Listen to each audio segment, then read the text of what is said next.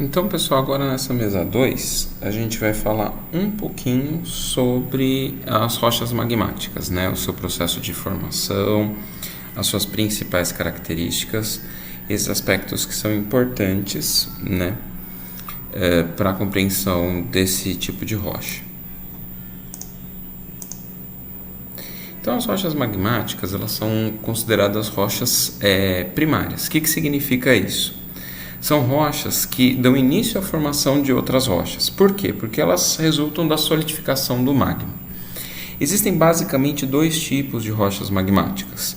As rochas plutônicas ou intrusivas, que são as rochas que são resultado da solidificação do magma no interior da Terra, e as rochas vulcânicas ou extrusivas, que são aquelas que são formadas quando o magma sai em uma erupção vulcânica, entra em contato com o ar e aí ele se solidifica. Uma característica bem interessante da gente apontar é que, dependendo do tempo em que essa solidificação demora para acontecer, maiores vão ser os cristais que vão ser formados. Então, por exemplo, aqui a gente tem o granito e a gente consegue perceber essas porções bem maiores, né? E os cristais muito mais brilhantes. Por quê? Porque são cristais grandes que se formaram depois de um tempo grande em que a rocha era magma e esfriou para se transformar na rocha. Já no basalto, por exemplo, a gente não consegue encontrar essas estruturas cristalinas bem formadas, porque a lava ela se solidifica muito rapidamente, ela perde calor muito rapidamente e faz com que os cristais não consigam se formar e formar estruturas tão grandes, tão visíveis. Então, como que inicia esse processo de formação, né? Então, aqui a gente consegue enxergar um vulcão, né? O magma vindo aqui do manto, né? Formando aqui a câmara magmática do vulcão. E, em determinada situação, ocorre a erupção.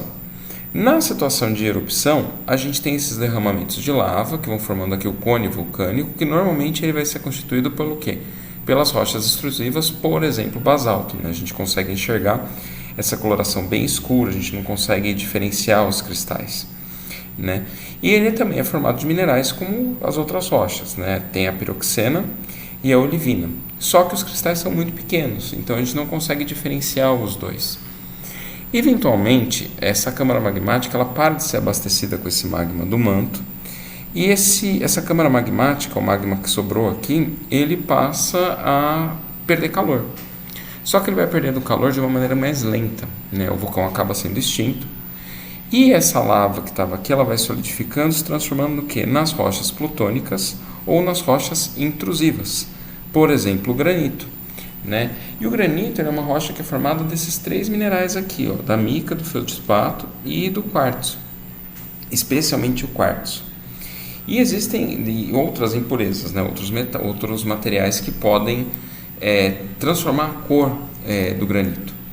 E é interessante a gente falar dessa questão da cor do granito, porque aqui na nossa cidade a gente tem duas formações graníticas diferentes, que foram formadas em tempos geológicos diferentes.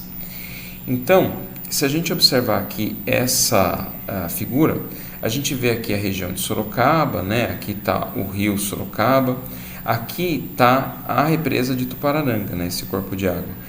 Então a gente tem dois corpos de granito diferentes, tem o granito São Francisco e tem também esse granito Sorocaba. Na mesa de vocês a gente tem a amostra dessas duas rochas, tanto do granito São Francisco quanto do granito Sorocaba. Aqui está mais ou menos a cidade, né, a delimitação da cidade, e aqui está o ponto onde a gente fez a coleta do granito Sorocaba, que é lá no Parque do Campolim, e aqui o ponto onde a gente fez a coleta do granito São Francisco, que é ali no topo da Serra de São Francisco.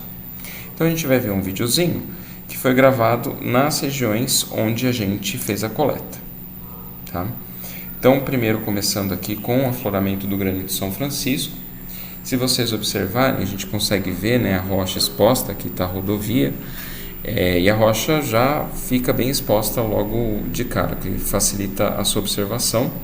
Se vocês observarem nesse canto aqui, a gente vai conseguir ver a represa, né? Mostrando que aqui é o topo lá da represa. E aqui o afloramento do granito Sorocaba, né? Que eu acho que a maioria de vocês vai conhecer, que é o Parque Campolim. Andando pelo parque, a gente consegue ver essas diversas formações rochosas, né? Essas formações rochosas, elas são naturais e é o que forma o granito Sorocaba, né? Ao longo aqui do corte, né, do desgaste provocado aqui pelo curso d'água, a gente consegue ver esses afloramentos desses granitos. E foi daqui que, desses afloramentos, que as amostras elas foram coletadas. E é interessante falar que a gente consegue diferenciar bem a cor deles, né? Se a gente vê aqui, esse granito aqui, Sorocaba, ele é um granito que é mais rico em tons de cinza, de preto e branco. Já o granito São Francisco, se vocês observarem aqui, ele já é bem mais avermelhado. E a gente vai conseguir perceber essas diferenças nos dois tipos de rocha.